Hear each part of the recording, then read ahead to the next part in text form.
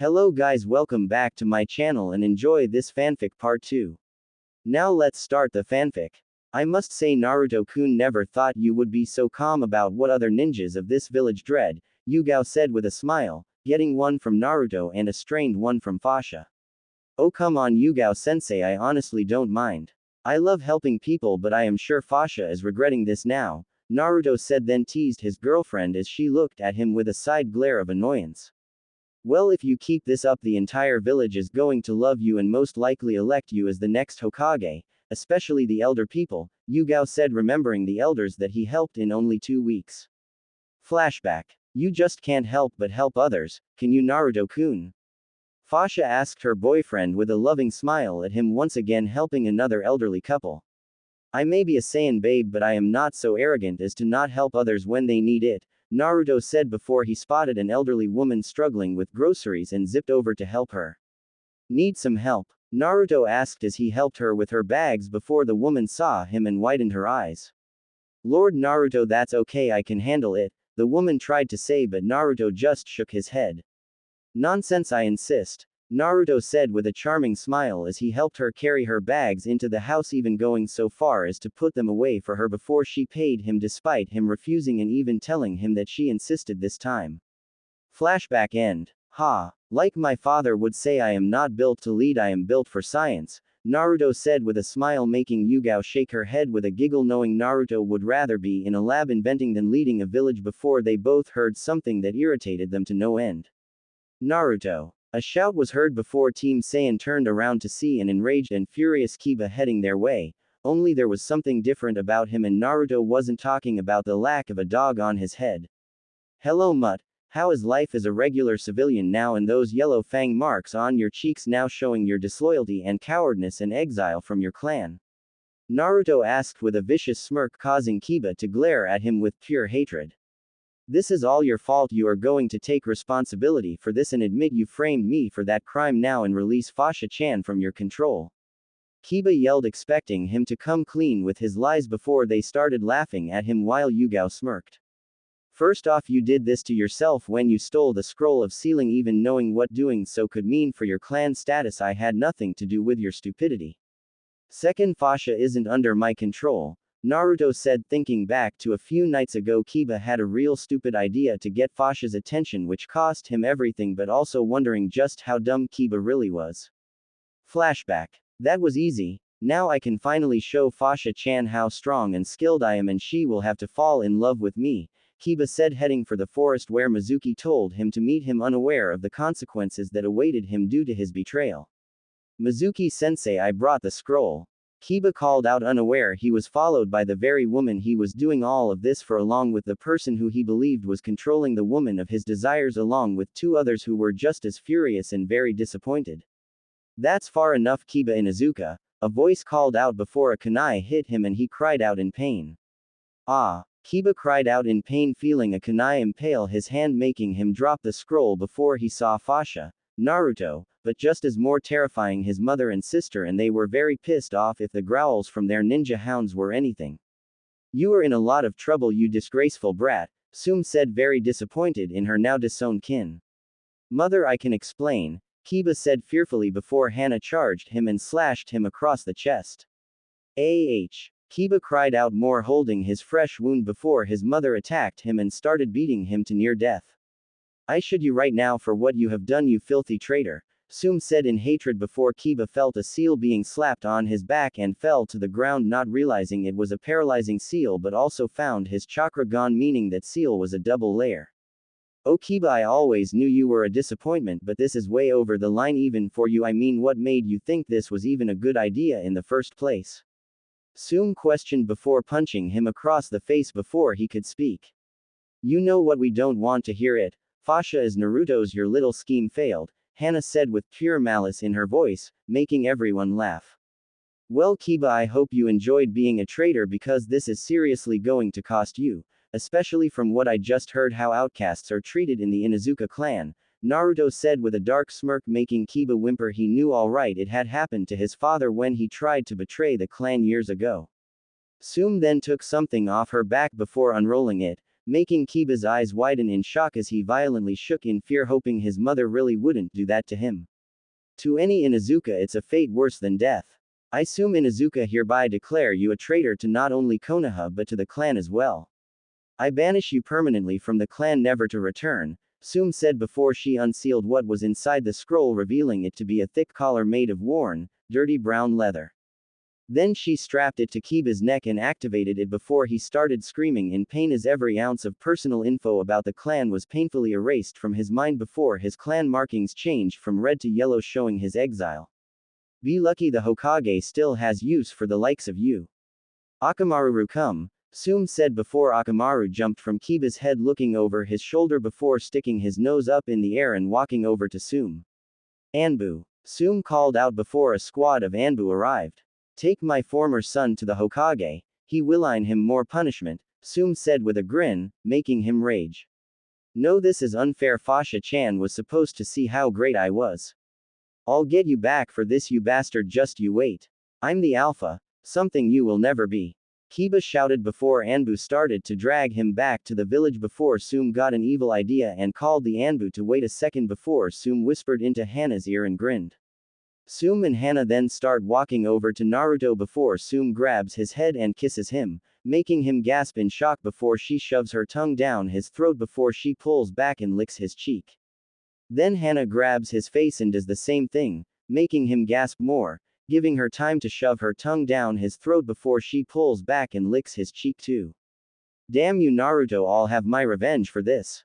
Kiba said before the Anbu finally dragged him away, laughing at how humiliating that had to be for him to see. Flashback end. It doesn't matter because you are going to tell the Hokage to reinstate me as a shinobi, then you are going to tell my mother to take this collar off my neck. Kiba shouted before a trio of women walked by and not so quietly whispered how much of a disgrace he was, making him growl. You're right about one thing, I am going to the Hokage, but it is to turn in another D with my team, isn't that right, Tora? Naruto asked with a smile, petting the so-called demon cat, making her purr in Fasha's hands, which Team Saiyan found cute until Kiba saw the cat in Fasha's hands and smiled, believing she caught it. Way to go, Fasha-chan, I see you caught the cat everyone hates, Kiba said, disregarding Naruto once he saw Tora in Fasha's arms and praising her, making her glare at him. Flattery gets you nowhere with me, traitor. Naruto-kun is the one that caught Tora, and guess what, she came to him willingly, isn't that right, Tora-chan? Fasha asked, getting a meow from the kitten before Tora jumped on Naruto's shoulder and started licking him, making him laugh. Okay Tora, I get the message, we will hurry along now, Naruto said, laughing before he heard Tora growl when Kiba approached, while Naruto just sat back before Kiba picked her up and she cat on him, making him scream. Ah, get this cat off me, someone help. Kiba yelled, running around as Tora had her claws in his face, causing everyone who saw it to laugh at his misfortune. Oh Tora, it's time to go, Fasha said before Tora stopped attacking Kiba and ran to her before jumping in her hands and lying down before she started purring again. Well Mutt, that settles that, not even a cat can love you. Oh, and for the record, Sume disowned you, so if I were you I would get used to calling her Lady Sume from now on, Mutt, Naruto said as he and Fasha laughed while Yugao giggled at the disgraceful boy. Hokage's office. We are here, old man, with one Tora the cat, Naruto said as he presented the cat. Unfortunately for the cat, a plump heavy-set woman got her hands on the cat and started squeezing the life out of her, hugging her. Ma'am, maybe you should try showing a bit of restraint hugging your cat, that way she won't run away from you, Naruto said, taking Tora and gently started petting her before she purred before handing her back to the woman who did what he did, and this time Tora stayed in her arms. Oh, thank you, young man, this will be so much better than having her run away, the woman said with a smile before she left. Wow, Naruto, you never cease to amaze me. Are you trying to gain favors from higher ups? Hiruzen asked, laughing, causing Fasha and Naruto to laugh as well. I told ye I can't help it if I am a nice guy despite my personality, Naruto said, shrugging, causing Hiruzen to laugh more before he got serious and handed the team their next mission. Next is a C-rank mission to escort an actress back to her homeland, Hiruzen said before Iruka handed Team Saiyan the mission scroll and left. Front gate. Soon Naruto and Fasha were outside leaning against the north gate waiting for the client they were supposed to protect when they saw horses jumping the gate and chasing after a woman. Naruto-kun, do you see that? Fasha asked as Naruto nodded but stayed relaxed. I did, darling. Either they are infiltrators or they are shooting a scene and this is part of it, Naruto said while Fasha nodded before they saw their sensei. I trust you saw them, right? Yugao asked, getting nods from both of them. We did. Why? Were we supposed to go after them? Naruto asked, getting a head shake from Yugao. No, they are actors and the actress we are to protect was the one playing the part of being chased, Yugao said with a smile before they pushed off the wall before they followed after them. Unknown location. Cut. The director said just as Team Saiyan arrived and they had to say they were impressed with what they saw. I have to say you guys are really good at acting. I can see why the Princess Gale movies are a hit, Naruto said smiling as the crew smiled back. However, the actress just looked at them with a neutral look. She had black hair pulled back into a ponytail, blue-gray eyes, and an emotionless face that worried Naruto a bit. There was Koyuki Kazuhana, princess of Snow Country and the only daughter of Sosetsu Kazuhana. Bar. You know there are other ways to forget your sorrows than drinking, princess, Naruto said walking up beside her before taking a seat himself and ordering sake. You're a little too young to drink, aren't you? The woman asked as Naruto sipped his sake and he had to admit it was pretty good. Not really. The village I'm currently from has rules. The minute you put on this headband you're an adult. Strange village, but I suppose it beats crashing in one of the other villages, Naruto said getting a look from her but then shrugged. So tell me, why are you really running? I'm willing to listen if you want, Naruto said, setting down his sake to show her he was all ears, so the princess shrugged and told him. One explanation later. So to sum it up, your real name is Koyuki Kazuhana, daughter of Sosetsu Kazuhana, who was by his own brother so he could usurp the throne. All of this while you were at a young age, so you changed your name to Yukie Fuikaze, where you became an actress to escape your past, and your uncle Dodo seems to think you are the key to a great treasure. Naruto asked while the bartender listened with a frown but wouldn't judge as the now revealed Koyuki nodded. Yes, I want nothing to do with the land of snow anymore, it's too painful, Koyuki responded with a frown before she saw Naruto place his hand on her arm before she looked at him. I'm not going to pretend to know what you're going through because frankly, I am in the same boat. My planet was destroyed by a deadly comet wiping out all of my kind, only myself. The woman you saw and 4 others are the last of us, Naruto said before unwrapping his tail from his waist, showing her, making her and the bartender gasp.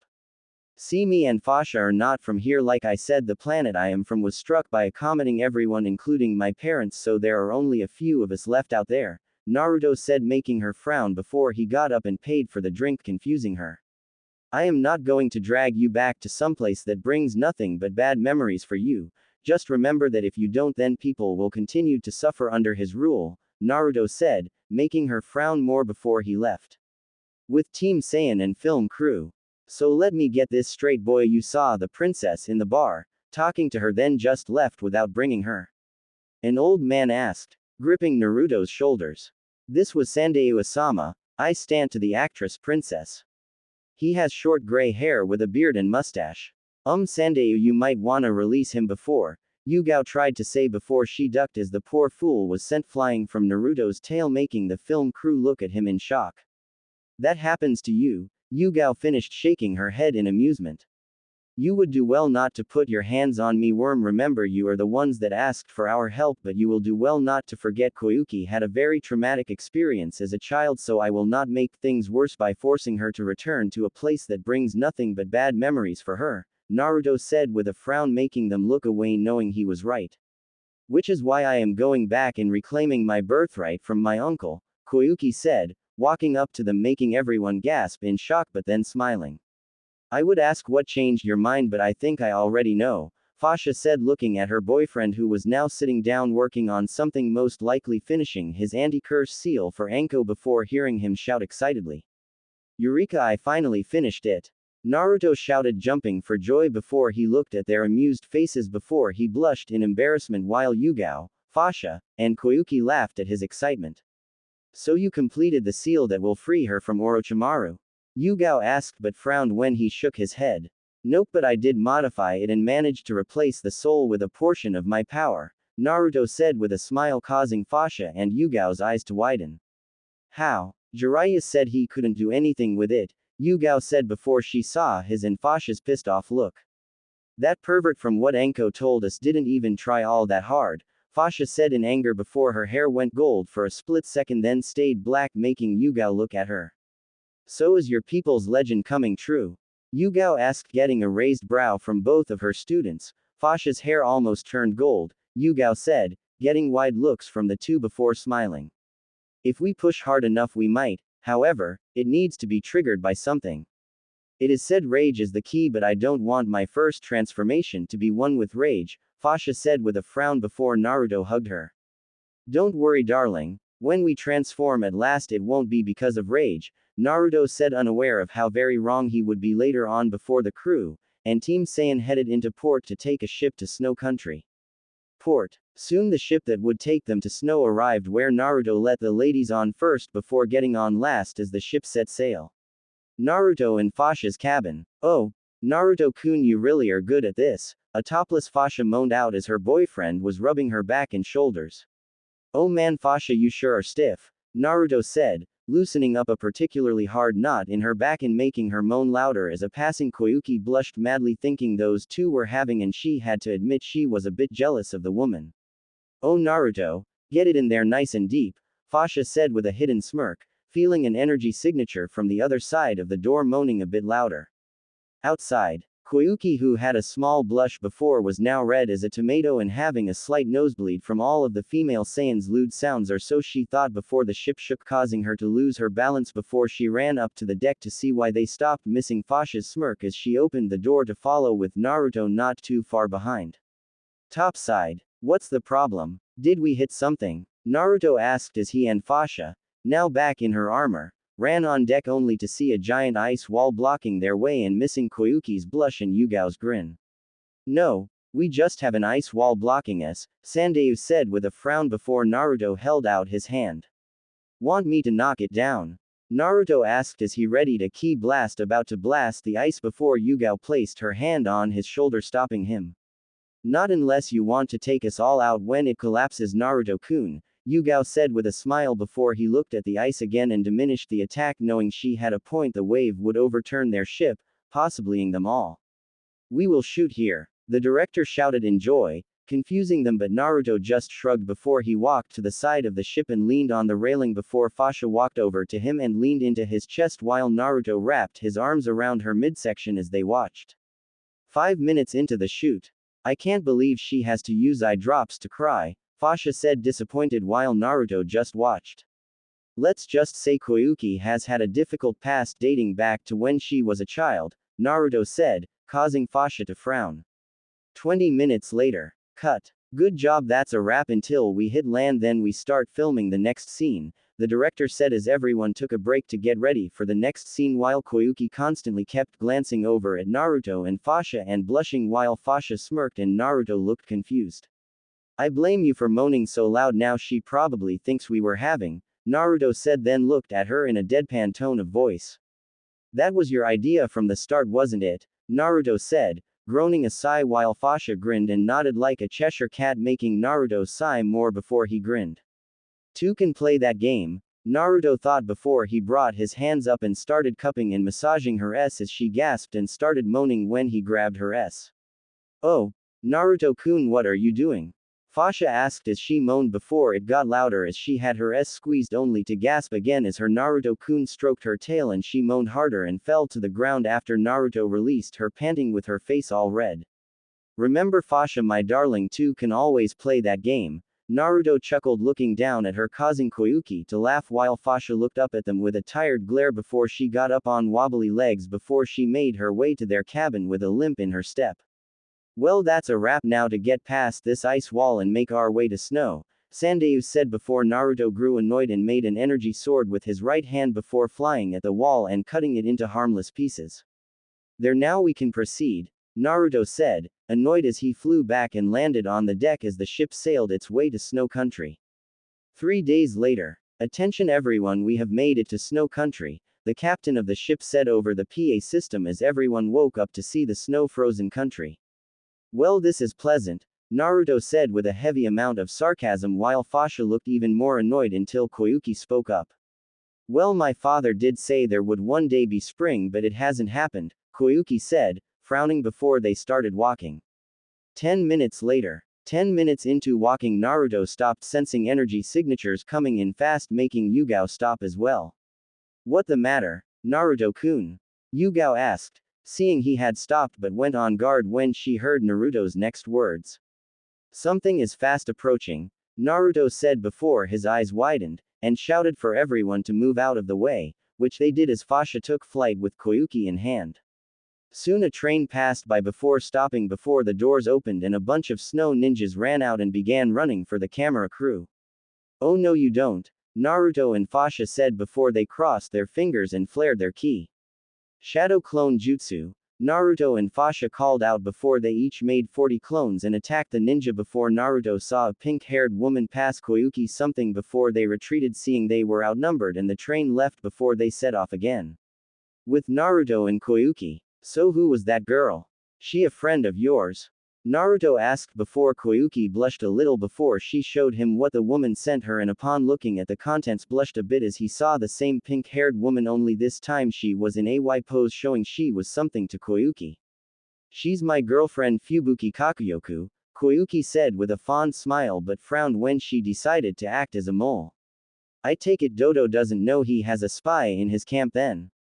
Naruto asked as Koyuki shook her head. No he doesn't, and that is what worries me. If he finds out he will not hesitate to her, Koyuki said in a scared tone before Naruto placed his hand on her shoulder and gave her a bright smile that made her heart skip a beat. Well then, first chance I get I am going to liberate her from your uncle, Naruto said before she hugged him, causing him to return the hug while unknown to them Fasha and Yugao looked at the two smiling. Thank you Naruto-kun, you're very kind, and who knows, perhaps if you play your cards right you can have us both before you leave, Koyuki said grinning before she walked with the film crew swaying her hips for him. No really, am I under someone's control? Cause it seems like every time I meet a lady she wants me, Naruto said confused, scratching his head, making Fasha and Yugao laugh hearing this. Well look at it this way Naru-kun, Anko will definitely be all over you when she hears you completed your seal to replace the one her disgraceful sensei gave her, as well as willingly be your first candidate to test your Saiyan conversion machine, Fasha said with a smile, confusing Yugao. Saiyan conversion machine? You mean you found a way to alter a person's DNA to be like a Saiyan's? Yugao asked, getting a nod from him. Yes, however it's only a prototype, but if it works I can start construction on the actual machine, Naruto said smiling. Will it hurt? Yugao asked since Anko was her friend and she didn't want to see her friend hurt as Naruto shook his head. Nah, it will be painless except for the fact you might need a change of clothes after, Naruto said before Yugao grinned, making him nervous. You just want to see her, don't you? Yugao asked, then giggled seeing Naruto's flushed face. That statement is untrue. Her body might go through a change to adjust to the change, and as such her clothing might rip off her, Naruto said trying to shake off his blush. Whatever you say Naruto-kun, Yugao said walking past him with a sway in her hips before she stopped and did what she never thought she would ever do to anyone. She hooked her thumbs in the waistband of her pants and flashed Naruto her bare, showing she was wearing a purple thong, making Naruto's jaw drop as his eyes got so wide they almost popped out of their sockets, and Yugao giggled seeing the success of her actions before she pulled up her pants again and walked off. I don't know how I let you talk me into having a harem, darling, Naruto said, groaning, causing Fasha to giggle more. Ah, cheer up Naru-kun, you are the last male of our race, you know, Fasha said smirking, getting a look from Naruto.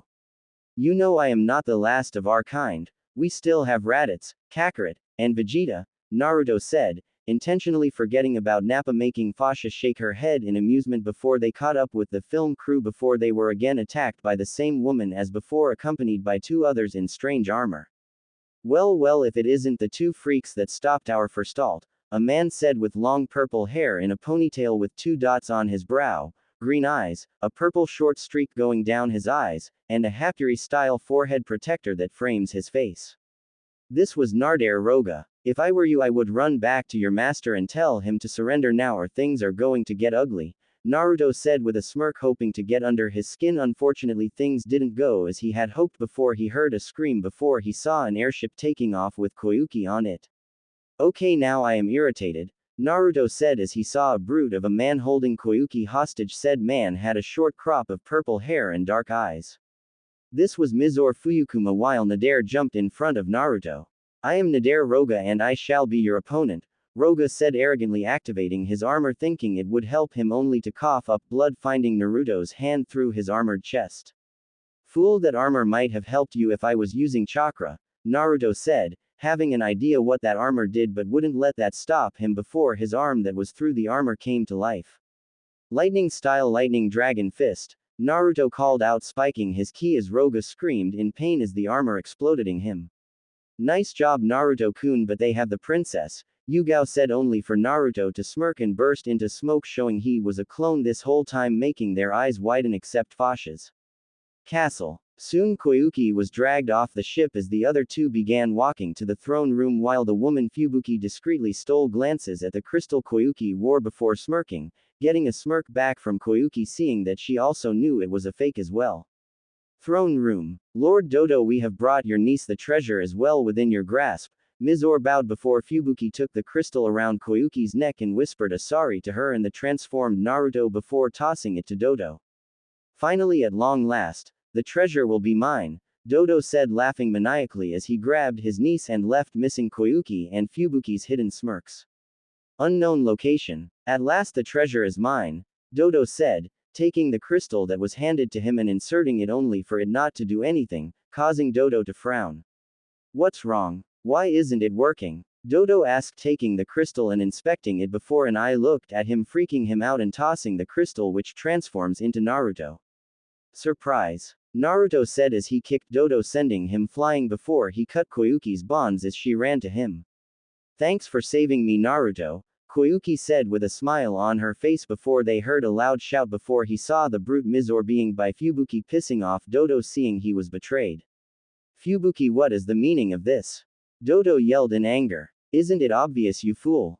She was a spy the entire time feeding the rebels information, Naruto said with a smirk angering him further before he prepared a jutsu to Fubuki before Naruto got in its way and cut it down shocking Dodo before Naruto looked out of the corner of his eye as the film crew arrived and decided to put on a show for them and only hope they were filming. That's far enough villain, there is no hope of winning, Naruto said charging Dodo and tearing apart his armor with the use of well-placed ki blasts. Koyuki-chan, come over here, Naruto said as Koyuki blushed when he added Chan to her name until she stood next to him before he whispered into her ear and she smirked liking the idea very much, and started walking to her downed uncle shaking her for him as she did. Naruto, what did you ask her to do? Fubuki asked before Naruto smirked and just pointed at the show that was about to happen before Fubuki had a huge smile and a bit of a blush at what happened next. Uncle Dodo, for your crimes against Snow Country I am going to slap some sense into you. Koyuki roared before she started slapping him which caused Naruto, Fubuki, the film crew, along with Fasha, and Yugao who had just arrived to fall to the ground laughing as Dodo was literally being bitch slapped by his niece. Minutes later. Naruto-kun, don't you think you should stop her? Yugao said watching Koyuki slapping her uncle left and right. Well, I suppose it's only fair, Naruto said, chuckling, making his way to her and placing his hand on her shoulder. Okay Koyuki-chan, I think he has had enough, Naruto said before looking at the downed Dodo with many hand prints on his face from Koyuki's slaps. Oh alright, I'll stop now. By the way, what is this treasure anyway? Koyuki said, looking at the altar with the keyhole before she took out the real crystal that Fubuki gave her and inserted it before the land started to warm up, surprising them all. It's a heat generator, Koyuki said, shocked before smiling, recalling her father's words that one day spring would come. That night, wonder what Koyuki wanted to talk to us about? Naruto asked Fasha with his hand wrapped around her waist as they made their way to her new office. Who knows Naru-kun, but it must be something important, Fasha said before they arrived at Koyuki's office where upon entering they found the new daimyo in a heavy makeout session with Fubuki while Koyuki's hands were grabbing her panty-clad cheeks as her pants were down to her ankles making her moan hotly before they heard a throat being cleared before they stopped to look at them smiling. Ah Naruto-kun, Fasha-chan, so glad you could make it. I have something I would like to show you, especially you Naruto-kun, Koyuki said before she and Fubuki got dressed and led them to her private theater. Once in the quiet theater, They were escorted to the section for VIP-only members where the big screen lit up showing a movie as Naruto and Fasha watched. However, Naruto was left speechless at what he saw.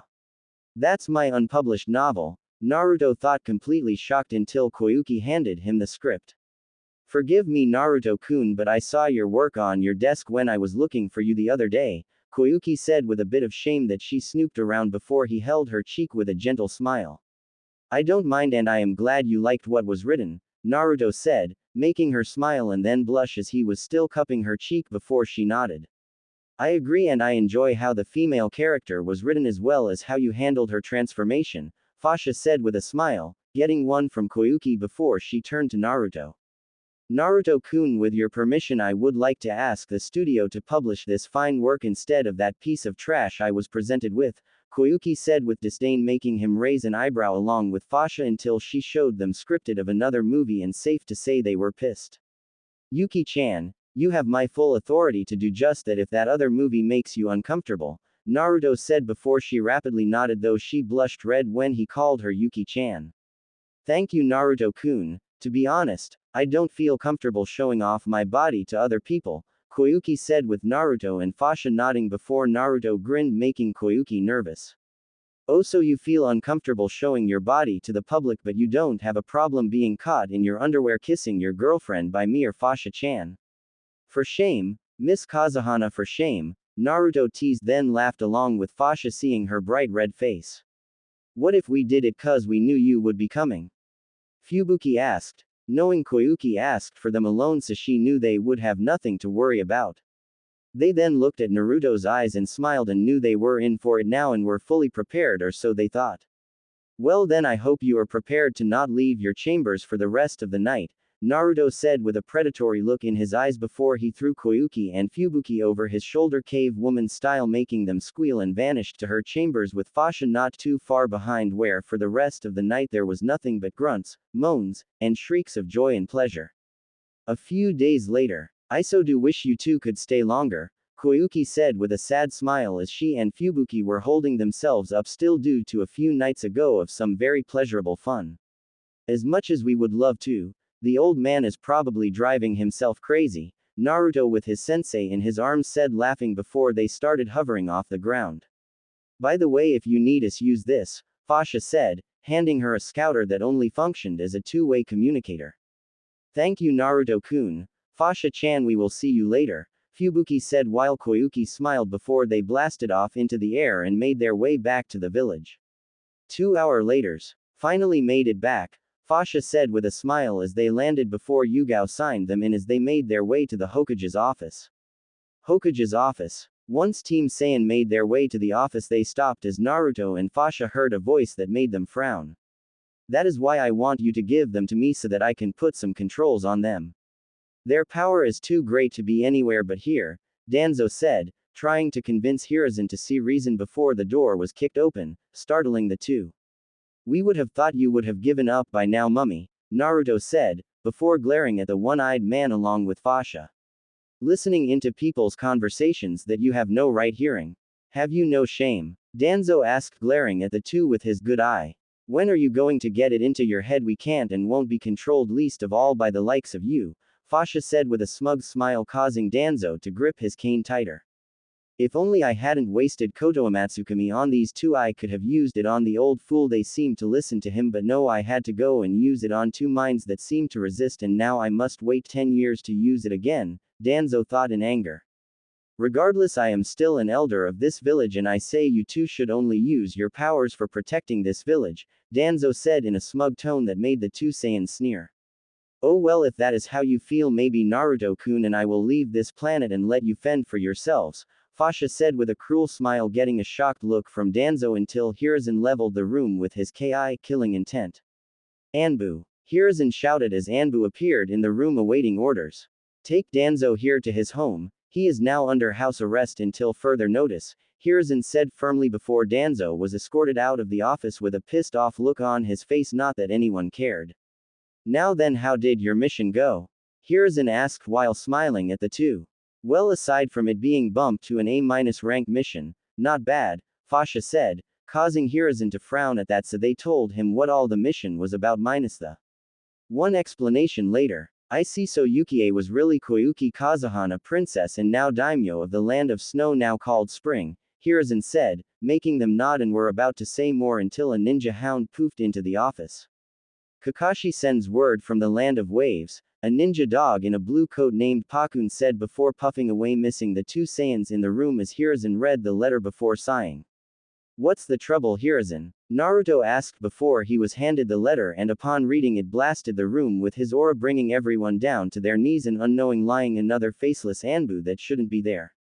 I am seriously getting tired of that brat. You know, I haven't gotten a chance to meet any other Uchiha except Makoto, but it seems the Uchiha are becoming a huge problem, or at least Sasuke is, Naruto said, annoyed before lowering his power so at least the rest of the room could breathe. Yes, well, Team Saiyan, I am sending you to wave to back up Team 7, Hiruzen said, but was interrupted by the opened window and the absence of Team Saiyan. I didn't even get a chance to tell them which direction wave was in, Hiruzen said, laughing, causing his hidden Anbu to chuckle before he looked out the window, and to his amusement he saw Naruto flying in reverse back to his office. Did you forget a map to wave? Hiruzen asked with a chuckle. No, I forgot the map to wave, Naruto said before he took the map and met up with Fasha, who had a hold of their teacher before they flew off to wave at top speed. 30 minutes later. Soon Naruto and Fasha with Yugao in her arms landed and immediately frowned at the state wave was in. Wow, and I thought Planet Slime was bad, but this is worse, Naruto said, frowning more until they saw a woman with long blue hair, a soft face, and black coal eyes. This was Tsunami, daughter to the bridge builder Tazuna, being harassed. Oh come on sweetheart, you know you want to, a thug said before a loud bang rang out and the thug dropped down dead before the woman saw Naruto with his finger extended showing he was the one thatted the thug. That's no way to treat a woman, Naruto said with a scowl on his face at the now dead thug. Oh, and you know all about pleasing a woman, wouldn't you, Naruto-kun? Fasha asked, giggling as the woman blushed. Well, I didn't hear you complaining when you, Koyuki, and Fubuki were screaming my name back in the now called land of spring, Naruto said, smirking, causing the woman's face to burn more and Fasha to giggle before she got serious. Anyway, before we make this poor woman pass out, I think we should start looking for Team 7, Naruto said, causing the woman to widen her eyes. Did you say Team 7? The woman asked, causing them to nod, then looked at her wondering how they knew that team, but judging from her hard look she wasn't pleased to know them. Judging by your pissed off look you are familiar with a certain duck butt, Naruto said, causing the woman to hold her mouth with her hand and giggled. Yes, and I have to say if he were my son I would have smacked him for his attitude. The name is Tsunami, by the way, Tsunami said with a smile as she led them to where Team 7 was staying. So Tsunami-san, why is Wave in such a devastating state? Fasha asked while Naruto and Yugao were looking around at the horrible shape the town was in. One explanation later. So this Gato guy has made this country so bad that your father is building a bridge so they will no longer be in his death grip, Naruto said before he sensed someone come up behind him and try to rob him until he turned around and saw a child probably looked no older than 10 that looked so skinny that she could blow away with the wind before he grinned. Oh my, I seem to have misplaced my bag full of food. I do so hope nobody comes to rob me, certainly not a child who will no doubt share it with those in need of food, Naruto said and grinned before he made a show of him accidentally dropping his pack full of food as the girl took it with a small smile and ran off with it before Naruto stopped acting and looked at the retreating child with a gentle smile while the ladies looked at him with smiles on their faces. That was a noble sacrifice, Naruto, but what about you? Tsunami asked with a smile and his gesture of kindness that had to be all of his food. Oh, don't worry, I am sure Naruto-kun didn't give them everything, Fasha said, only for Naruto to shake his head. No, that was every bit of food I had, darling, everything I had to eat was in that pack, but the kid really looked like she needed it, Naruto said, shocking his maiden sensei at his selflessness as Tsunami widened her eyes. That was every bit of food he brought with him. He gave it all up to someone more needy. Just who is this man who is willing to sacrifice his own food for someone he doesn't even know? Tsunami thought before she led the team to her house. Tazuna's place. Father, I am back and I brought back up, Tsunami said as her father and the rest of Team 7 looked to see who was with her, only for the only woman of the group to widen her eyes and run to them once she saw who it was. Naruto-kun, Fasha-chan. Sakura cried out as she crashed into them, bringing them into a hug as they took a small step back and wrapped their arms around her as well, who now had her hair in a high ponytail. Hello, Sakura-chan, how have ya been? Fasha asked while Naruto hit a button on his scouter which started scanning her. I have been good, though you were right about Tardashi, Sakura said, then giggled at the nickname she gave her sensei, making him fall over, while Tsunami and the old man whom Naruto, Fasha, and Yugao figured was Tazuna laughed at the man. What are you doing here, loser? We don't need your help, so pack up and leave, Sasuke said with a sneer before Fasha fired a ki blast from her finger which sailed as Sasuke and grazed his cheek, making him widen his eyes and looked at her in something he hadn't felt in a very long time: fear. Silence, you brainless bouffon, we were called here thanks to this little dog, Fasha said, fed up with this brat. Ah, so Lord Hokage got my summon, did he? Kakashi asked as Sasuke glared at him in hatred that he went behind his back. So that's what a summon looks like. I have to admit they are cute, Naruto said with a smile while everyone gawked at him. Oh, grow up, I am allowed to enjoy cute things too, Naruto said with a pout, causing the room to erupt into a fit of laughter and giggles before he saw a pasty-looking kid. What is your true mission, kid? Naruto asked, only for the kid to remain silent and just show him his tongue before Kakashi scolded him. Now sigh, that's not very nice, Kakashi said, only for Naruto to stop him. No, Kakashi, that's the response I was hoping for from someone en route, Naruto said with a frown, only for Kakashi to widen his eyes and then glare at Sai. Would you like it removed? Naruto asked, making Sai's eyes widen. You can do that, Sai asked as Naruto nodded. Sure, it shouldn't be too hard, I mean I did crack Enko's seal. Fact, I was going to call her to get a certain snake's soul removed from it until Hiruzen got a letter saying that this dumbass did something stupid like he always does, Naruto said as everyone glared at Sasuke, making him huff in annoyance before Sai showed him the seal. So 3 straight lines followed by 2 broken lines. This is going to be a bit of a challenge, Naruto thought with a smile. So based on what Tsunami told me on the way here, what have you all faced since you got here? Yugao asked before Kakashi told him. One explanation later. So you faced 2 B ranked missing ninjas and an A- ranked who is one of the 7 swordsmen of the mist, huh? Naruto asked, going over everything he was told in his mind. Fasha-chan, Yugao sensei, how do you 2 feel about a second A ranked mission? Naruto asked, getting wide eyes from Sakura, Sai, and Kakashi, who heard they already had an A- ranked mission, while Sasuke scoffed. Oh please, loser, you haven't been on an A- ranked gen and can't get an A- ranked, Sasuke said before he was bound to the wall by energy cuffs again, but this time Fasha was the one to do it. It was AC upgraded to an A, you snot-nosed brat, Fasha said with a sneer, making him glare back and activate his eyes, and tried to put her in a genjutsu to make her submit to him, only for it not to work, surprising him, making them smirk. Surprise, brat. Danzo tried the same thing, only for it not to work either, Fasha said in an I am superior to you tone, pissing him off more. By the way, Sakura, you're really strong. My scouter told me you've been training a lot, but tell me, how far have you gotten? Have you gotten to tree climbing or water walking yet? Naruto asked, only for her to shake her head, causing them to glare at Kakashi with malice. When this mission is over, I am talking to Hiruzen about disbanding Team 7 after the Chunin exams, and he will mostly likely demote your Sari to a genin where you are at least competent, Naruto said in a tone so cold Kakashi could swear he saw the Shinigami, making him bow his head in shame. Come Sakura, it is time I showed you how to climb a tree with just your chakra, Naruto said as he headed for the door, with Sakura not far behind him, with Fasha and Yugao rubbing their legs together. The way Naruto spoke to Kakashi, it was so dominating. Outside. Okay, Sakura, the first step is to regulate your control. Too much chakra and you will be blown off, too little and you will slide off, got it? Naruto asked with a smile as Sakura blushed and nodded. Use this to mark your progress, Naruto said as he tossed a kunai at her feet, making her nod. Oh, and don't worry, I'll be right here if you fall, Naruto said, standing behind her, making her blush more. You're just there to stare at my, Sakura said, teasing him before she moaned as Naruto swatted her. Well, it is a nice fine looking, Naruto teased back, making her blush more before she started running at the tree before she was blown off before she marked it, and just as Naruto said he was there to catch her. You used too much, try again, Naruto said with a smile, making her nod as he put her down before running up the try where she used a little less. 2 tries later. Yada, I made it, Sakura shouted as she sat on a branch cheering before Naruto flew up to the branch she was on and smiled.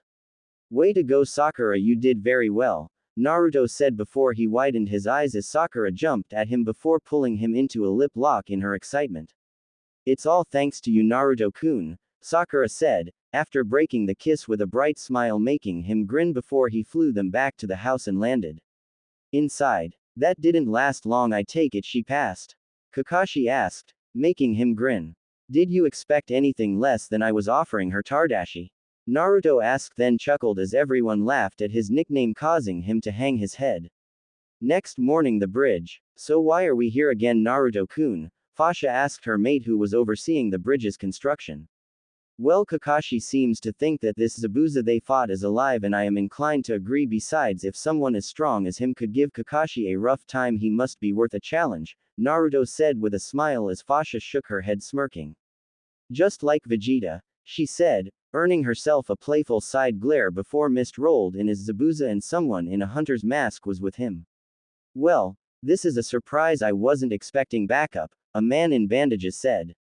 I take it you're this Zabuza Kakashi had a rough time with. Naruto asked as the now known Zabuza nodded. I am, but tell me how do you know? Zabuza asked curiously only for Naruto to hold up a black book, making him laugh along with Fasha. You stole his bingo book. Clever, Zabuza said, clapping in approval. Indeed he should be finding out in 3, 2, 1, Naruto said counting down before hearing an enraged shout. To Zuna's place. Naruto ooh. Kakashi shouted out as loud as he could, making everyone fall over and laugh. The bridge. Well, that didn't take long, Naruto said laughing before his hand ignited into an energy sword due to his ki stunning Zabuza.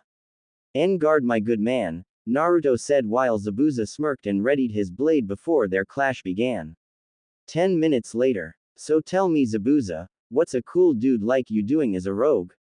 Naruto asked deflecting another sword strike as they each suffered minor wounds from the other, but if you looked closer you could tell they were having fun. Well, it starts like this, Zabuza said as he began his story while Naruto listened while they fought. One explanation later. Wow, that's heavy man, so your cage all of a sudden changed from a good leader to one who wants to bloodlines. Naruto asked getting a nod from him. It sounds like genjutsu to me man, does he have something in him that would cause this? Naruto asked. Yes, he is Jinchuriki of the 3 tails, Zabuza said as Naruto went into thinking mode trying to remember where he heard that word before but shrugged when he couldn't recall. Well, it seems like someone is controlling this beast in him, you would have to be pretty gutsy to take control of a cage, Naruto said, getting Zabuza to agree until they heard an annoying laugh before the mist cleared and they saw a pudgy little man with a bunch of thugs behind him. Zabuza, what are you doing? Hurry up in him, or did you forget who you work for? The little man asked, making Naruto look at him with a sweat drop. This is the man people are afraid of. Even Nappa's Sabaman are taller than this guy, Naruto said getting laughs from Team 7, Fasha, Yugao, and Kakashi who just arrived, confusion from Zabuza and the now unmasked person showing the face of a woman, and anger from the pudgy man. Yep, that's Gato, Zabuza said trying not to laugh. Least I don't look like some freak, Gato shouted with a red face, causing Naruto to look at him boredly. That's the best insult you can come up with. My mate could come up with better, Mr. Pudgy, Naruto said with a smirk causing those around him to laugh. That's it, them all, and bring the women to me, I'm sure I can sell them as slaves. Gato shouted, unknowingly signing his death warrant. Zabuza, Mr. Pudgy is all yours, I'll take care of the thugs, Naruto said with a savage grin before energy burst to life with each element on his 5 fingers. Here is a new technique boys, sorry if it is a bit messy, Naruto said, pulling his arm back. Elemental style 5-finger strike. Naruto shouted and thrust his hand forward and pierced 5 thugs at once, ripping them to pieces as soon as the attack hit before he jumped into the fray and started tearing them apart, stunning the others.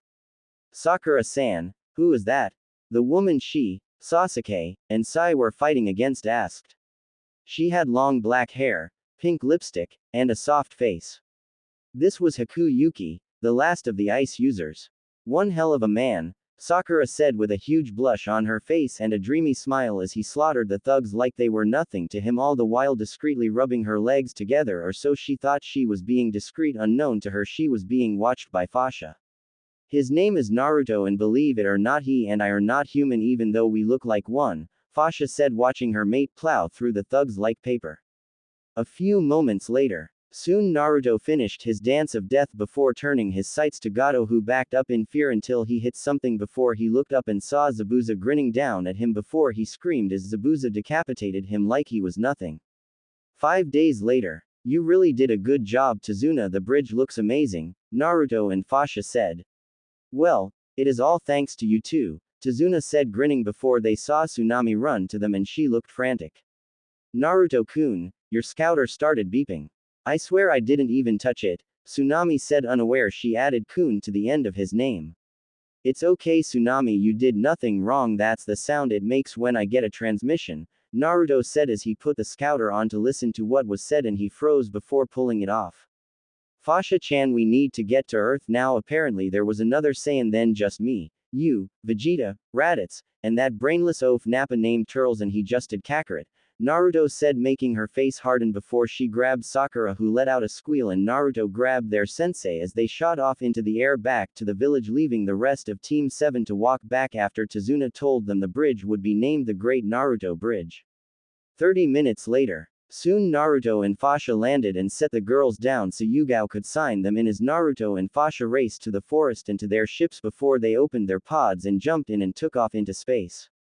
Computer set course for planet Earth top speed, Naruto said as the computer calculated the time. Estimated arrival at top speed 10 days, the computer said as they headed for Earth. Wake up Naruto, you have arrived at your destination, Naruto's computer said as the light turned on and he was sprayed by the same mist all Saiyan pods had, awakening him. So this is planet Earth, huh? Not bad, Fasha said as Naruto nodded, though Fasha couldn't see it. Computer, find us someplace to land, preferably one that won't cause so much damage upon landing, Naruto said as the autopilot took them quite a ways from an island that had a beach house on it and dropped into the water, making a huge splash that was seen by the residents of said house. Beach house. Master Roshi, what was that? It's way too early for the Saiyans to be here except for Goku's brother, right? A bald-headed man with 6 dots on his forehead. This was Krillin, a monk, and all-around martial arts fighter, asked an old man wearing a Hawaiian shirt, sunglasses, and using a walking stick. This was Jackie Roshi, a famous martial arts master, and a world-renowned pervert. I don't know Krillin, but be ready for anything, Roshi said with a worried tone before they saw whatever hit the water's surface make its way to the island, showing it to be the same ship Raditz came in, except now there were 2 before they opened up, revealing Naruto and Fasha, not that they knew who they were. Came house, huh? Not a bad name for a beach house, huh Fasha, my darling? Naruto asked his mate, who nodded. Not bad at all Naruto-kun, Fasha said, agreeing with her lover. Halt, are you the 2 Saiyans that came to invade our planet? Krillin asked, trembling at their power since it was even higher than the one that attacked them before. You know, somehow I am not surprised that you know who we are on account of another one of our kind invading Anding Kakarot. Which reminds me, do any of you know a Saiyan named Raditz? He was the one that sent us that transmission, Naruto said with a smile before they all heard a voice from inside the house. Hey guys, these Saiyan scouters are something, you know, a woman said, coming out showing she had blue hair and blue eyes. This was Bulma Brief, second daughter to Dr. Brief's eccentric CEO of Capsule Corp. However, she stopped talking when she laid eyes on Naruto and had hearts for eyes. Oh wow, he is even more handsome than Yamcha, the woman thought before Naruto face-palmed while Fasha smirked and giggled. Hello there, handsome, are you single? The woman asked, making everyone groan as Fasha smirked more. Look, I am just here to find out how I had no idea another of our kind existed and how Kakarot goaded, as well as find our comrade Raditz, Naruto said, groaning, feeling a headache coming on. We don't know where Raditz went after the Saiyan that called himself Turles was defeated and by Piccolo and Goku. They took Goku's son to train him for the Saiyans that are coming here in a year, Krillin said, making Naruto freeze. Wait, did you just say Kakarot has a kid? Naruto asked, getting nods from them before Naruto closed his eyes and tried to sense the kid's power before he opened his eyes. Well, I feel Raditz' power, but I'm having trouble trying to feel out the kid's. Either he is unknowingly suppressing his power or he believes he doesn't have any, which is weird since if he is Kakarot's kid he should have the blood of a Saiyan, Naruto said with a frown before he shook his head. Anyway, you said his name is Goku here on Earth, right? Naruto asked, getting nods from them, although the blue-haired woman's stare and the way she licked her lips were making him uncomfortable. Bulma, control yourself, woman, you're making him feel uneasy, Krillin said, feeling sorry for the Saiyan before the now named Bulma glared at him. Fasha-chan, can you see how far Raditz's location is? Naruto asked his mate, getting a nod from her as she activated her scouter. He isn't far and seems to be headed our way, no doubt he saw our ships, Fasha said before they saw him coming into view, making them smile as he landed. Naruto, Fasha, glad to see you got my transmission, Raditz said, getting into an arm lock with his fellow Saiyans. Think nothing of it, I'm surprised by Kakarot's death though, Naruto said, wondering how a Saiyan baby was until Raditz cleared up a few things for him as well as tried to tame the anger he felt because of his brother's demise. One explanation later. That would explain how Kakarot had a child when last we saw him he was merely an infant, Naruto said. Yes, well apparently time moves faster here than it did from the planet you and Fasha landed on, Raditz said, getting nods from them. Although Kakarot doesn't have a tail anymore, Raditz said in a nervous tone knowing Naruto was going to throw a fit about it, and sure enough Naruto looked at the Earthlings with a dangerous glare. Oh, and pray tell me which one of you idiots thought it was a good idea to remove his tail? Naruto asked with a very unhappy look, raising his power level and making them all shiver in fear except the two Saiyans. We had no choice. Goku transformed into an ape at the full moon, Roshi said, nervously making him frown before lowering his power. He lost control, didn't he? Naruto asked, stating the obvious, getting nods from all around. It's for the best then, after all there was no one here at the time to teach him how to control the power of an Uzaru. Even I fear transforming into that form, which is why if I ever look up at the moon I have to constantly reject the urge to transform, Naruto said, getting surprised looks from them. Wait, so you can keep yourself from transforming? Roshi asked, getting a nod from the three Saiyans. Yes you can, but it's kind of difficult, Naruto said before he saw his shadow, then looked at the night sky, now just realizing that it was dark before looking at the moon and getting a very bad feeling. Guys, I don't want to alarm anyone, but the kid still has his tail, right? Naruto asked, getting unnerved looks from the others as they nodded. Yes, Gohan still has his tail. Why? Bulma asked before looking at the horrified look on Naruto's face. Because I think we are all in trouble, Naruto said before his, Fasha's, and Raditz's scouter went crazy. Aw shit, the kid transformed. Yep, we're Ed, Naruto said as he, Fasha, and Raditz took off where they felt the huge power before Naruto flew back to them and glared. If either one of you tries to open those pods I will not hesitate to devastate ya, got me? Naruto asked as they shook in fear and rapidly nodded in understanding before he flew back off after the other two. Was that necessary, Naruto-kun? Fasha asked with a smirk while Raditz was trying hard not to laugh. I don't know, you tell me, Naruto said, making Raditz laugh, and Fasha shook her head in amusement and flew faster. With Naruto, Fasha, and Raditz. So Kakarot and this green man named Piccolo beat Turles by grabbing his tail, weakening him, and he willingly sacrificed himself to him? Naruto asked while Raditz nodded, sad that he couldn't get to his kid brother in time. Don't worry, Raditz, I am sure we haven't seen the last of Kakarot just yet, Fasha said with a smile before they all heard a roar and quickly dodged an oncoming energy attack. Yep, that's an Uzaru attack alright, Naruto said, sweating a little before they saw a green man who they figured must be this Piccolo person, who saw two more Saiyans and started to sweat, figuring these were the two Turles spoke of. Relax, Piccolo, talk later, we gotta stop Gohan now, Naruto said before they dodged yet another blast. Can't you just transform? Piccolo asked, looking at his tail and also figuring the only way they knew his name was because of Raditz. I would very much like to avoid that, since I don't have control of that form at all and I would just end up making things worse, Naruto said before dodging another blast but ended up being grazed slightly, having not been able to dodge it completely. Naruto cried out slightly and held his arm, before he lowered himself to the ground, making Fasha and Raditz worry as they flew to him when he landed. Naruto-kun, are you okay? Fasha asked, seeing her mate injured before he looked at them and grinned. This is just a graze, we got to focus on how to stop him, otherwise there won't be an Earth to save once Nappa unfortunately shows up with Vegeta, Naruto said before issuing out orders like a general would his army. Fasha, Piccolo, Raditz, you guys try to distract him, grab onto his tail if you can, all the Muno, and try not to get it. Piccolo and Uzaru is very dangerous, Naruto said as they nodded before they set out to do their jobs. With Fasha, Piccolo and Raditz. Hey kid, over here, I bet you can't hit me, Fasha yelled out with a grin before she turned around and smacked her as Gohan fired at her but missed, making the other's sweat drop. With Naruto. Oh Fasha-chan, what am I going to do with you? Naruto thought, shaking his head with a smile at his mate's sudden playfulness. Then he saw the moon, which was now in front of him before he readied a ki blast and fired at the moon, destroying it before Gohan returned to normal. Except now he was. Well, that was annoying. Now I know how other species feel when we transform, Naruto said, chuckling, flying back to them and landing before looking at his grazed arm. You sure you're okay, Naruto-kun? Fasha asked, looking at his arm in worry.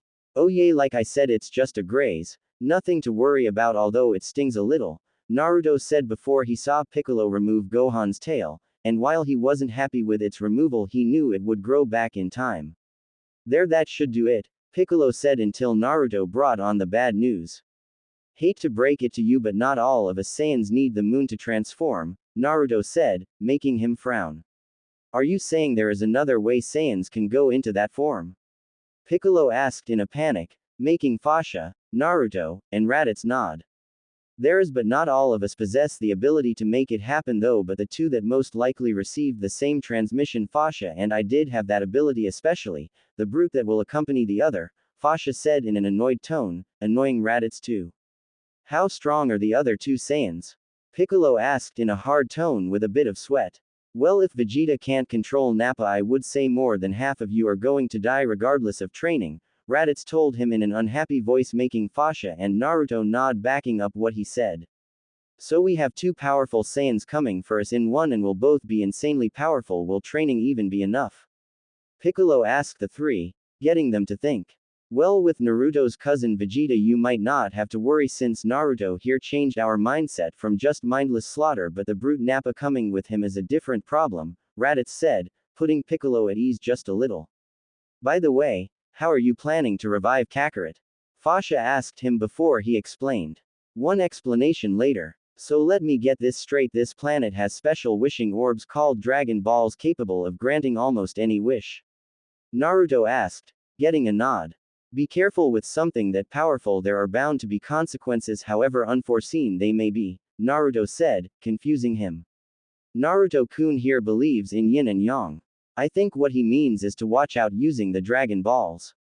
There might not be any negative effects now, but if they are overused the negative side effects will take over, Fasha said, making Naruto nod and confusing Piccolo again. You might not see it right now, but for every wish there might be negative energy, it just may be stored inside the balls. Just make sure the balls are not overly used so the negative energy has time to die, Naruto said, going into his science mode, making the green man nod in understanding. Anyway, let's get this kid new clothes then start training Piccolo. I understand yours and Raditz's training method was to dump him out here for 6 months and see if he can survive on his own right. Naruto asked, slightly angering Fasha and making the two nod. In that case, it would be best to at least give him a weapon since I can feel he doesn't like to fight, Naruto said, making Raditz and Piccolo frown, seeing he did have a point. So with that said, Piccolo used his powers to give Gohan a change of clothes and a sword.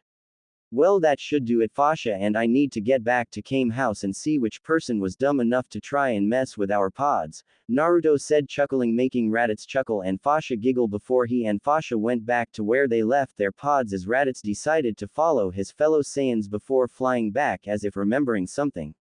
Oh, and if you must insist on seeing if he has power like you think he does, try throwing him into a mountain and see if he destroys it, Naruto said with a small chuckle before flying off back to his group. With Naruto, Fasha, and Raditz. Ow, what was that for? Naruto said, rubbing his arm that Fasha punched while glaring at him, making him nervous. I heard what you said to the green man, Try throwing him into a mountain to see if he destroys it. Are you mad? Fasha asked, making Raditz laugh. Relax Fasha, I am sure Naruto was only joking, although the green man will quite possibly do it to test his theory, since after I got there after Kakarot died he said Gohan broke out of his pod and charged at Turles, damaging him slightly, Raditz said, making him and Fasha widen their eyes. Although Raditz was still pissed someone would dare take his nephew hostage, and vowed that if Turles was ever brought back to life he would take his sweet little time torturing him, and he would do it with a happy smile on his face. So it's not the fact Gohan doesn't have any power, it's just lying dormant inside of him waiting to be awakened, Naruto said, making Raditz nod. Well, we will see just how strong he is in a year. For now let's head back and see which one of those earthlings were dumb enough to try and open our pods, Naruto said, making all of them laugh as they flew back to Kame House before they split off from Raditz, who said he wanted to do his own training, which was fine with them. Kame House. Soon Naruto and Fasha landed on the beach at Kame House and were surprised to see their pods untouched, surprising Naruto. Hey, I guess these earthlings know not to touch what they don't understand, Naruto said with a smile, getting a nod from his mate, but wondered where everyone was before the old man they met earlier came out. Ah Naruto, Fasha, welcome back, Roshi said, greeting them as he held the door open for them but got a nosebleed when he saw Fasha's close to his face and reached out to touch it as she walked by, only for her tail to react and smack him in the face, sending him crashing through the house, causing the occupants of the house to shake their head. Hands off, pervert, only my mate can so much as touch my, Fasha said with a glare at the Roshi hole that she made. Ah, poor Roshi denied again. Are you expecting company? Naruto asked, hearing something and making the others look at him and pale at his question. No, why do you ask? Bulma asked, dreading the answer before Naruto pointed to his left. Because not only can I sense something coming, but I can faintly hear something, and it's coming from the west, Naruto said, making them pale further as they looked out the windows, and seconds later they saw a hover car with a big man with glasses and a horned helmet with a woman with black hair and red lipstick headed their way. Ah, it's Chi-Chi and the Ox King, run for your lives. Krillin said, hiding behind Naruto, who just looked amused at the bald man before the hovercar landed on the beach and the woman quickly jumped out. Okay, where is he? Where is the man that'd my husband? Chi-Chi roared out. Kakarot married this woman. This is a sad day for the Saiyan race, Naruto said while looking at Fasha, who giggled, shaking her head at her mate. Unfortunately for Naruto, Chi-Chi heard his comment and stomped her way over to him. It was you, wasn't it? You're the Saiyan that'd my husband, aren't you? I hope you are happy. Chi-Chi roared, grabbing hold of Naruto's armor as well as pissing off Fasha, but before she could make a move to attack, Naruto signaled that he had this. 1. Let go of the armor, you're gonna wrinkle it. 2. I just got here myself along with my mate. 3. The Saiyan that'd Kakarot is already dead, Naruto said before his tail glowed, and the next thing Chi-Chi knew she was sent flying into the side of Roshi's house and into Roshi, who was just coming back out, sending him crashing back into his house again. Damn Naruto-kun, that was a bit harsh, don't you think? Fasha asked with a blush, finding his aggression rather hot. I need to him again soon. I never knew Naruto-kun's domination of others was such a turn-on for me. Then again, those two human girls didn't stand a chance. I am surprised they were able to stand the next day, Fasha thought, making him scoff. Fasha darling, if I am going to be accused of something, it better be something I did not by some earth female that seriously needs to get laid so she can temper that attitude of hers, Naruto said, getting a chuckle from his mate, as Naruto was always brutally honest with people no matter the harshness, while Naruto wrapped his tail back around his waist. Besides, if he didn't smack her a good one I would have, Kurama said, jumping on Naruto's shoulder, scaring the life out of him. Ah, sweet mother of Kami, damn it Kurama, where did you come from? Naruto yelled out in surprise before clutching his heart, while Fasha was equally surprised but not as much as the occupants of Kame House. I was here the entire time, Naruto, you just weren't looking very hard, Kurama said, rolling around laughing as Naruto patted his chest a few times until Fasha spoke up, still giggling at her mate's jump scare. No you weren't, I didn't see you on his shoulder when we got in our pods, Fasha said, trying to figure out how he got here before she banished the thought, figuring it was a common thing for all foxes to be mischievous devils. By the way, I know it's not going to make a difference, but I am going to check on a little something, Naruto said, activating his scouter, scanning the old man first and seeing he had a power level of 139 before turning to Krillin and read a power of 206. Their power levels are impressive, and that's not your true power either, is it? Naruto asked, making them shake their heads. Well, for Master Roshi, yep, but for me I feel like I can get better, Krillin said while slightly making a jab at his master's age, making Roshi fall to the ground and twitch as everyone laughed. By the way, Naruto, what's your power level? Roshi asked, making Naruto think about it. Well, when I was born my father said I had a power level of 50, confusing the others. Just 50? Krillin asked, making Naruto shake his head. 5,000? Roshi asked, in a bit of fear, making Naruto shake his head again. I was born with a power level of 50,000, but because my power was too great he was afraid it would one day me, so he made this amulet to allow my body to grow so that one day I could control my power instead of letting it control me, a fear my cousin Vegeta's father shared, Naruto said, scaring the Earthlings and his mate but unknowingly making Bulma frown as fear gripped her heart at an infant dying because of their great power destroying them. Naruto then showed them his chest where the amulet sat like it was embedded into his chest. Said amulet was a green stone in the shape of a six-sided star with the word seal written on the back of it in weird writing. Orichalcos amulet Darts wore around his neck but without the soul and corruption. It still allows me power, but I can't draw on it too fast right now. I would say my power is 1,500. I still have to train to be able to handle the rest of what I had at birth, Naruto said, unknowingly making Bulma mentally sigh in relief and making Fasha actually sigh in happiness that her mate was safe from self-destruction. Hey yo, a voice said from outside before Krillin got up to see who was being annoying, only to see a wide-looking man with a pudgy face, long black hair, orange clothes, and a sword. Oh hey, you're Yojimbo, right? Krillin asked, never recalling the man's name, pissing him off. It's Yajirobe Half Pint, Yajirobe said in anger to a now angered Krillin due to his height, making Naruto snicker and Fasha giggle. Anyway, Korin wanted me to tell you to go to Kami for training along with Yamcha, Tien, and Cho something for training against the Saiyans, Yajirobe said before seeing said Saiyans and screaming before heading to his hover car and taking off. That was weird, Naruto said, making everyone nod before they started laughing. Anyway, you guys go train with this Kami person. Raditz can finish training Gohan with Piccolo when he gets done with his self-training, while Fasha and I do our own training, Naruto said as everyone nodded before they split up to prepare for the Saiyans in a year. You can do it, Fasha-chan, come on, push, you're almost there, Naruto said as his mate had her knees bent as she powered up as much as she could, trying to push beyond the barrier to achieve Super Saiyan, but so far it didn't seem to be working. Fasha then collapsed down onto her hands and knees, panting heavily as Naruto crouched down beside her, rubbing her back as she looked at him. Let's take 5, darling, we can try again later, Naruto said with a smile while Fasha looked on with a frown. Hey, none of that now, honey, no one ever said transforming into a Super Saiyan would be easy, Naruto said, trying to cheer up his mate. But you and Raditz are on the verge of transforming and I feel like I am the only one being left behind, Fasha said, frowning more before she widened her eyes when she was pulled into a loving kiss before she slowly closed her eyes and returned it. Don't be so hard on yourself, like I said, it takes time. You will ascend to the rank of Super Saiyan when you're good and ready to, and not before, Naruto said after breaking the kiss, only to be surprised when it was Fasha this time who kissed him. What would I ever do without you? On second thought, don't answer that, Fasha said when she saw his smirk and playfully pushed him, making him smile before they did as he suggested, and took a small 5-minute break and sat together watching the vastness of space.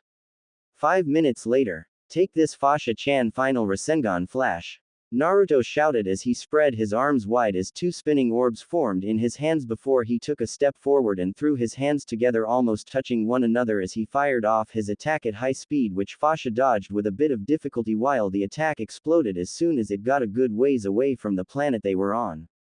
Wow, Naruto-kun, that is one deadly attack you came up with, Fasha said with wide eyes as she saw the trail of destruction it made before heading off into space and exploding. I know, just think of the pain I can bring to my enemies if they somehow survive it, Naruto said with a wicked grin, making Fasha bite her lip to keep from jumping her mate here and now. Damn it, Naruto-kun, if you keep this up I don't know how much longer I can hold out on you again, Fasha thought, rubbing her legs together and trying to relieve the heat until she was saved by the computer in Naruto's pod beeping, so Naruto went to answer it, making Fasha sigh in relief. Is that you, Raditz? Naruto asked as a hologram of their fellow Saiyan appeared, making him smile. Naruto, where are you and Fasha? I can't sense your ki anywhere on the planet, Raditz said with a frown. We're in space bro, I'll send you our location, Naruto said, transmitting their location to their fellow Saiyan. Wow, you guys are pretty far, what are you doing training your Uzaru forms? Raditz asked, causing Naruto to give him a look like he was insane, making him laugh. Funny no, I am training Fasha here how to transform into a Super Saiyan, Naruto said, making him widen his eyes and then smile, but lost his smile when he heard his next words. It isn't working, it's like she has a blocker preventing her from transforming, and I would like it if our first time transforming didn't rely on anger and rage, Naruto said, not wanting his fellow Saiyans to lose themselves to their rage. Don't worry, when we transform it won't be due to anger. If there are other ways to ascend to the rank of Super Saiyan like you believe, you will find it, Raditz said with a grin, getting one in return. So how is Gohan's training coming along? Naruto asked, making his fellow Saiyan grin, unnerving him. We awoke his powers and it is pretty awesome, Raditz said with a proud tone before he saw Naruto's look again. Piccolo threw him at a mountain to awaken it, didn't he? Naruto asked, making him shake his head, getting a sigh of relief from him, which turned to shock upon hearing his next words. Nope, but he said I could, so I did, Raditz said with a laugh, making Naruto face vault, and Fasha fell over laughing up a storm, holding her sides and kicking her legs. I don't know which is more troublesome, Piccolo for suggesting it or you for actually doing it, Naruto said with a sigh before he realized what he just said and looked at the still laughing Fasha with a dead stare. Fasha-chan, remind me to Shikamaru Nara when we get back, Naruto said, which just made her laugh harder, but this time also caused Raditz to laugh with her. You guys are mean, Naruto said, pouting, making them laugh even harder before he eventually started laughing too. Heads up, I am coming in, Raditz said, getting them to look up and seeing his pod as Naruto ended transmission as he landed, then got out as soon as the pod door opened. Welcome Raditz to whatever planet this is, Naruto said with a dramatic bow, making them both laugh while Fasha giggled at her mate's antics. Nice planet, perfect for training, Raditz said, smirking, getting two smirks in return before they started training far away from their ships, of course, to prevent them from being stranded. 6 hours and lots of damage later. Soon Naruto, Fasha, and Raditz were around a campfire Naruto made with a ki blast after an intense fight. So Raditz, how many Saiyans do you believe are out there? I mean, if we had no idea if Turles was out there, it makes you wonder how many of us were really off planet. Or are they a threat? Naruto asked, making him and Fasha frown, seeing his point. That is a really good point, and Turles was the weakest at a power level of 1600, well, aside from Saiyan babies, he said, thinking of his younger brother who was a newborn before their parents were forced to ship him to Earth to keep him safe. Well, here is hoping if there are more Saiyans out there like Nappa, we are strong enough to beat them, Naruto said, unknowingly tempting fate and not knowing that just like him is another Saiyan out there that had a higher power level like him at birth but was being controlled by another of their race. 9 months later, Naruto, 14, Earth came house. So Naruto, what exactly can you tell us about the two Saiyans that are coming in just 3 months? Roshi asked and wondered if they could do more to prepare, with Raditz leaning up against the wall with his hands folded like he was sleeping while Naruto was up against the wall with his mate in his arms. Nothing much, old man, the fact they are even stronger than me at the moment doesn't help our chances. However, you won't have to worry much about Vegeta, like I said, I managed to change him, Naruto said before pausing and continuing. The brute with him on the other hand is a problem, but if he still listens to Vegeta he won't be much of a threat, Naruto finished unknowingly to him, though Nappa had it with listening to Vegeta and planned to go rogue the moment they stepped foot on Earth. So how strong do you think they are? Bulma asked while frowning in jealousy, seeing the Saiyan woman once again in his arms. Nappa's power level is about 7,000 while Vegeta's is about 18,000, Naruto said, scaring them more. Oh relax, I already told you Vegeta is pretty much on my side, if still a bit arrogant. Nappa on the other hand is a loose cannon if he stops listening to Vegeta, but really he is all brawn and no brains, Naruto said with a laugh, making Raditz laugh and Fasha giggle at Nappa's expense. I have to ask what's with the fox with 5 tails? Roshi asked as he looked at the reddish-orange fox with 5 tails in the corner sleeping away that was about the size of a full-grown dog.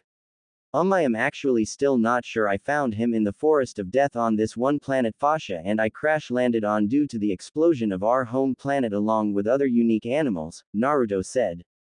Kurama is just the only one that is sentient, Naruto said before they saw Kurama getting up, walked over to Bulma, then shrunk himself down to the size of a kitten, and jumped into her lap while she smiled and started petting him. Congratulations Bulma, you are now another person he has strangely taken a liking to besides myself and Fascia, that is, Naruto said with a smile. How come he shrunk all of a sudden? She asked, making Fascia smile and spoke up next. When Naruto-kun said the animals he met were unique, he meant it. Although Naruto-kun seems to think there is a fox spirit inside him, she said, shocking the two while Roshi looked at Kurama with a critical eye. Judging by the tails I would say he is possessed by the legendary 9-tailed fox, Roshi said, stunning Bulma, but Naruto, Fascia, and Raditz just looked at the fox, not really as shocked by that info. By the way Naruto-kun, what would you say his power is? Bulma asked. Referring to Kurama sleeping in her lap while unaware, she added kun to the end of his name and made Fascia smirk. Kurama is at 5,000, same with Raditz. I am at 6,000 while my dear Fascia-chan here is at 5,900, Naruto said before unwrapping his tail and started rubbing hers, making her flush before he stopped when he sensed something. Guys, I think they are here. I sense 2 strong powers approaching the planet, so if you plan to revive Kakarot you better do it like now, Naruto said, making them pale before Bulma rushed outside and laid the Dragon Balls out. Raditz, how far away are they? Naruto asked his comrade before Raditz activated his scouter. They will be here in 9 hours, which doesn't give us a lot of time to get in any more training, Raditz said while Fascia got out of Naruto's arms while Naruto pushed himself off the wall. Right Fascia and Raditz, I want you to get Gohan and Piccolo and tell them there is no more time for training. The Saiyans are here sooner than expected, probably because the planet they are on is a short distance from Earth, which could be any number of them that equals up to 9 months, Naruto said, making them nod. What about you Naruto-kun? Fascia asked. I sense a group of strong power levels. I am going to head there to see if the others are there, Naruto said before they all headed outside and they saw Bulma about to call forth something. Eternal Dragon, by your name I summon you Shenron. Bulma shouted before the sky started to darken as lightning struck all around before the Dragon Balls glowed bright before in a burst of light an energy dragon shot out into the sky before solidifying itself into a huge serpentine green dragon with red eyes. Wow, you never saw that on planet Vegeta, Naruto said, making Bulma smirk before he took off. With Piccolo and Gohan. Well, Gohan, I would say your training is coming along rather well now. Whatever else Piccolo was about to say was cut off when he saw the sky darken before he and Gohan saw his uncle and Fascia come into view. Uncle Raditz, Miss Fascia. Gohan yelled, barreling over to his uncle and surrogate big sister, making them smile before they crouched down and picked him up, hugging him before looking at Piccolo. I take it since the sky is dark, the Saiyans are arriving sooner than expected, right? Piccolo asked, making them nod. Yes, Naruto-kun is getting the rest, Fascia said before Piccolo asked a question that was already asked before. How strong are they? He asked, making Fascia and Raditz look at him with grim smiles. Nappa is at a power level of 7,000 with Vegeta at 18,000, but you don't have to worry about Vegeta, as I am sure, Raditz said. Naruto-kun changed his ways if only slightly, Fascia said with a smile before they finished. With Naruto. So up here, huh? Naruto thought to himself as he saw a tower in front of him and flew up it and stopped once he reached the top. Huh? There is nothing up here, could my senses be off? Naruto thought, confused, until he saw a white cat with a walking stick. Yo, if you are looking for the others, they are at the top of the tower, the cat said as Naruto activated his scouter and saw that indeed they were further above him. Right, thanks, cat man, Naruto said before he jumped over the railing and flew up further before the cat walked over to the railing and looked up. My name is Korin, the now named Korin shouted. Look out. Soon after a few more minutes of flying, Naruto saw something in the sky before he flew above it, alerting the others to his presence. Okay, now this is cool, Naruto thought before he looked around and saw someone with green pants, a red sash, and 3 eyes. This was Tien. Then he saw a person with long black hair and an orange eye. This was Yamcha. Then he saw a small clown child with black pants, a blue sash, and a black hat. This was Xiaosu. Then Naruto looked over to the person he had only recently met. Naruto, how did you find Kami's lookout? Krillin asked, only for Naruto to tap his scouter with a smirk, making him face vault, forgetting that fact. Anyway, I thought you should know, Naruto was saying before he was cut off when the sky darkened, unnerving the others. Yeah, they are here sooner than expected, Naruto finished lamely before he saw an old green-skinned man with a white shirt and the symbol for guardian written on it. Piccolo, how did you get so old? There is no way you could have aged that fast. I just saw you, Naruto said, shocked, making the others fall over laughing while the elderly green man chuckled. You are both right and wrong there, young Saiyan, the man said, making the three-eyed man and the black long-haired man get into a battle stance, which Naruto paid no mind to since their power levels were way below his. Yin and Yang, huh? Naruto asked, making him nod. Yes, I was the purity within Piccolo. My name is Kami, guardian of the earth, the now named Kami said with a smile, making him nod. I also heard from Krillin about what you said about the Dragon Balls, and I agree with you 100%, but I sense the Dragon Balls will be used more than they really need to be, Kami said with a frown, making Naruto sigh. Well, I guess we have to prepare for when the Dragon Balls exceed the capacity of how much negative energy they hold, Naruto said, making him nod. Hold on, I thought the Saiyans were supposed to be coming in 1 year, we still have 3 months left, Tien said. That was what Raditz, Fasha, and I thought, but I suppose Nappa and Vegeta were on a planet that would be only a 9-month trip, Naruto said, figuring the only reason they would be this close is if they were on any number of planets that were a 9-month trip. Wait a minute, the Saiyans may be on their way here sooner than expected, but how do we know this one and the other two are not here to make their job easier? Yamcha asked, looking over at Naruto and referring to the other two with suspicion while Naruto looked at him with an air, you that stupid look. Simple, because if we were here for an invasion, do you think we would have wasted our time calling our other comrades without even trying first?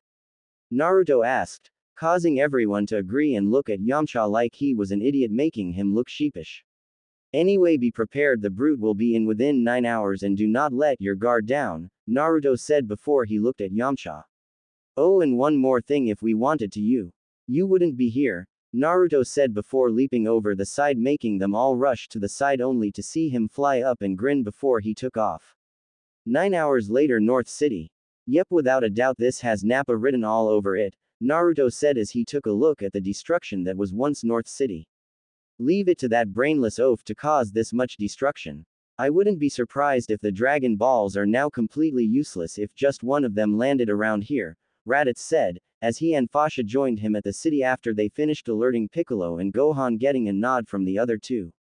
Leave it to Nappa to not think before he destroys stuff when something useful could be within the blast radius. Makes me wonder, does he even think? Naruto asked, getting laughs from the two. Oh come on guys, we all know that for Nappa to think he would require a brain, Fasha said before all three fell over laughing. Alright, as fun as it is roasting the brainless one, we better head over to the battlefield to watch the show, Naruto said, making the other two nod before they flew off to where they sensed multiple power levels. Battlefield. Soon Naruto, Fasha, and Raditz landed before they headed to a boulder and leaned against it to watch the battle that was about to begin before nodding at Vegeta, who nodded back in acknowledgement. Well, finally you three arrived, now we can take this planet even sooner, Nappa said with a sneer, only to see the three just ignoring him in favor of watching the battle. Hey, you three, I said, get over here and help me, that's an order from your better. Nappa yelled as they again ignored him, pissing him off until he looked at Vegeta. Hey Vegeta, they listened to you, so order them to help me out, Nappa said, only for him to once again be ignored, making him scoff. Whatever, I'll deal with your insubordination later after I mop the floor with these pests, Nappa said as he took out a tube, poked some holes into the ground, then poured some green goo, and 6 Saibamen popped out. As if you are going to live that long, you brainless oaf, they thought as one, knowing Nappa was not making it off Earth alive. Hey guys, if you know what's good for you, don't underestimate those creatures, you will regret it if you do, Naruto said as Yamcha scoffed, not seeing the threat. These little guys. Oh please, these guys are no bigger than Krillin is, Yamcha said before he started wailing on one of them, sending him crashing into the ground. See, I told you, not even a threat, he said before the Saibaman shot open its eyes and latched onto his back, making him struggle to get it off before it self-destructed, taking Yamcha with him. Okay, now I really have to question the intelligence of the people on this planet, cuz that was just sad, Raditz said, making everyone agree that was pretty sad. Came house. What an idiot, Naruto-kun even told them to not drop their guard, Bulma said watching Yamcha die while Puar, Yamcha's cat friend, was sad her friend goated and the others couldn't really bring themselves to feel sorry for the guy. I have to admit his death was pretty lame. I mean, who turns their back on their supposed opponent? I mean, just cause they are lying face down in the dirt means nothing unless you are sure they are dead. Battlefield. Naruto, how smart are the creatures on this planet? Vegeta asked his fellow Saiyan in a flat tone, getting a flat response in return. I think he was just one of a kind, Vegeta, though I also think he was dropped constantly on his head as a baby several times, making him more stupid, Naruto said flatly before the Saiyans minus Nappa laughed. Just then a fierce shout was heard before a huge ki blast headed their way before it split into several blasts that murdered all the Saibaman minus one. Yay! I wiped them all out. Krillin shouted happily before he found himself in the ground with 2 lumps on his head with Fasha and Raditz's fist smoking. Watch what ya aim at next time, cue ball that shot almost hit us. The Saiyans yelled with shark-like teeth, making his eyes swirl. Oh look, I finally have a girlfriend, Krillin slurred out in a daze before he got up and laughed awkwardly.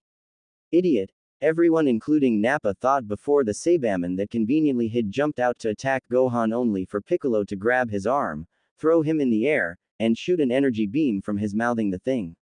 That's how it's done, Piccolo said with a smirk before they heard Tien yelling and they turned to him only to find him handless. Well, that just happened, Naruto said before they all saw Chaozu land on his back and then self-destructed, hoping to take Nappa with him to no avail, though this did make Naruto smirk.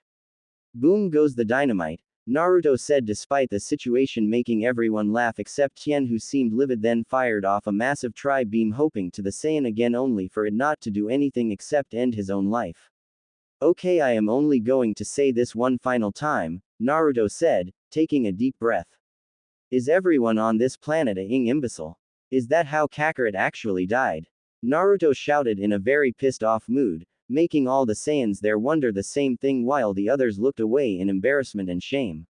Hey Vegeta, why did that Pokemon blow himself up? I wanted to keep it, Nappa said, making everything go quiet before Raditz, Naruto, and Fasha fell over laughing while Vegeta just stood there while on the inside he was laughing up a storm. Let's take a 3-hour break to give Kakarot time to show, Vegeta suggested while looking at his fellow Saiyans minus Nappa, who all nodded. Sure, why not? It will give these guys a chance to think of new ways to become more stupid like the last 3 were, Naruto said while glaring at the remaining 3 people, making them look away in shame. Yay! I get to look for more Pokemon that can self-destruct, gotta catch 'em all. Nappa said in excitement as he flew off, causing everyone to look at his retreating form as if he was stupid. Okay, did the trip here make him more stupid than he already was? Naruto asked as he, Raditz, and Fasha walked over wondering the same thing. I find it best for my sanity to not know these things. It is easier that way, Vegeta replied, making everyone nod. So do you think Kakarot will show up? Vegeta asked, causing the others to shrug. You did show up a few months early, so I am not sure, although since the Dragon Balls were used before you showed up, it's possible he may be on his way here. But since Nappa destroyed North City, it's most likely the Dragon Balls are useless now, Naruto said, annoyed that the brainless oaf that is Nappa once again did something without thinking, making Vegeta shrug. Not really here for those anyway. By the way, Naruto, how strong have you become? Vegeta asked curiously. I am at a power level of 6,000, just 1,000 short of that idiot, Naruto said before Fasha cut in. Is this before or after you took off your sealed weights? Fasha asked, causing Naruto to just stand there frozen before he slapped his forehead. I knew I was forgetting something, Naruto said before he kicked off his boots and made a hand seal that deactivated his weights, making Vegeta's scouter beep. Wow, your power just shot to 17,000, that's 10,000 above Nappa's and 1,000 below mine, Vegeta said, impressed but wondering what training he did to get that strong. Thanks, but if it wasn't for planet Vegeta's destruction knocking Fosh's and my pod off course, we never would have arrived on the planet that made that possible. Although before you showed, I did find a planet with Fosh's help that is similar to ours, Naruto said, surprising Vegeta as they talked and waited for the 3 hours to be up.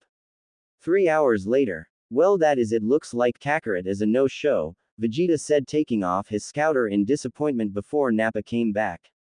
So Kakarot is a no-show, what a pity, Nappa said before he went on the attack before the three scattered before the fight stopped when Piccolo grabbed onto his tail. Well, would you look at that, I got your tail, Piccolo said with a smirk until he winced when Naruto began shouting. That was your plan, grab his tail? Does everything go in one ear and come out the other with the people of this planet? Every one of us here has trained our tails, so that's no longer a weakness. Naruto shouted, seriously pissed before Nappa cracked him in the head with his elbow, making him fall to the ground. Well, that's just great, now I have to wait for him to wake up to wail on him, Naruto said, heavily annoyed. Just be sure to make him tell us about the Dragon Balls, Nappa said like he was still superior to him, annoying him and the others further. Just a little longer and then he can die, Naruto, Raditz, Fasha, and Vegeta thought as one before Nappa made his way to the kids before he was shot in the back by a now revived Piccolo. Now you didn't think that would be enough to keep me down, did you? Piccolo said before he felt a surge of energy and turned to face Naruto and started to sweat. Oh, what fresh hell did I land myself in? Piccolo thought in fear at the pissed off look in his eyes. Kami's lookout. Well, Mr. Popo, looks like my time is up, Kami said, sweating in fear and cursing Piccolo for his stupidity. Let me guess, he pissed off that red-headed Saiyan, didn't he? Mr. Popo asked, making Kami nod his head. Battlefield. Hey Naruto, look, I know that was a bad idea, but that was all I had, Piccolo said nervously before he